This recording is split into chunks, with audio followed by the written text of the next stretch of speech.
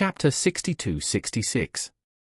At this moment, he led everyone to review the contents of the PPT and reminded everyone where the data was beautified, so that none would make a slip. At 2:40, when Nate was busy with everyone reviewing the materials, Steve Rothschild had already arrived at Shangri-La. Charlie arranged for someone to invite him to the VIP reception hall, and he asked Paul to pick him up and arrive in 10 minutes. After the three met, Charlie said to Paul, "Paul, call your uncle and tell him that we have arrived, and ask him to prepare to come out to pick us up." "Okay, Mr. Wade." Paul nodded respectfully and then called his uncle Jimmy. When Jimmy heard that Charlie and Steve were here, he immediately became excited. He interrupted Nate, who was presenting a PPT, and said, "Boss, Rothschild and his two men are here. I'll go to meet them." Nate stood up excitedly and said quickly, "Go and invite them, go and invite them." "How about I go with you?" Jimmy said, "They specifically asked me to go and pick them up, but didn't say I could bring other people." "Boss, you'd better wait here. I'll come right over after I pick them up." Nate thought about it and said, "Okay, then you go quickly, we'll wait here."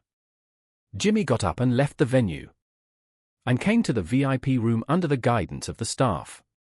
As soon as he entered the VIP room, Jimmy took the lead in bowing to Charlie and said, "Mr. Wade, I have brought all the people from Ellis.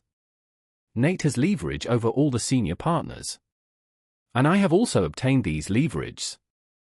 Charlie nodded and said, "We will go in later, after you introduce Steve to your boss. Find an opportunity to make trouble for your boss, and the rest will be left to Steve." Steve smiled and said, "Don't worry, Mr. Wade. It will be easy to deal with such a guy." Charlie smiled and said, "I don't care how you deal with him. I care about these lawyers." Then he said to Paul, "Paul, when the time comes, you can take a good look at the resume of each lawyer and select the 10 most useful people for us. Once Changing Automobile gets on the right track, various patent barriers and traps will definitely be encountered frequently. You must choose more lawyers who are good at intellectual property." Paul said respectfully, "Don't worry, Mr. Wade.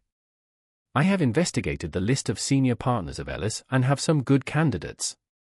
I will carefully consider each one at that time." "Okay." Charlie nodded and smiled. "Then I'll focus on watching the show today. Let's go." Jimmy quickly made a gesture of invitation and said, "Mr. Wade, Mr. Rothschild, please follow me." The four of them walked through the corridor and came to the door of the conference room. Jimmy did not knock on the door, but pushed it open directly, and then stood aside respectfully. After Steve Rothschild, Charlie, and Paul entered the conference room, he followed behind and walked forward. When Nate saw Steve, he stood up excitedly and came forward, his voice trembling a little, saying, "Mr. Rothschild, I am Nate Ellis, the founder of Ellis Law Firm. It's my honor to meet you." Steve nodded lightly and introduced Paul and Charlie to him, saying, "These two are Paul and Charlie.